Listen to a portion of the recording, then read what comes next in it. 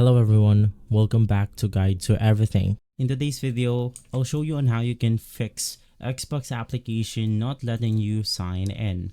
So when you are experiencing this problem, the first thing that you want to do is to go ahead and make sure that you have updated your application on the Microsoft Store.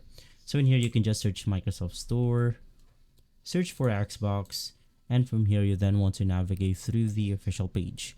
Now the reason why we're doing this is that we are making sure that there are no bugs and glitches installed within the current version of Xbox, so therefore we want to update the application, especially when we are experiencing some problems. Now if this doesn't fix the problem, the next thing that you want to do is to simply uninstall the application itself. This will go ahead and remove corrupted files or missing data on the application. So to do this, just search for add or remove programs on your Windows menu, search for Xbox, and from here you then want to click on uninstall. After uninstalling the Xbox, you can just install it back in from the Microsoft Store, and from there you have successfully installed a fresh copy of Xbox without any problems whatsoever. If this video has been helpful, leave a like, subscribe, and follow Guide to Everything for more videos like this. Thanks for watching.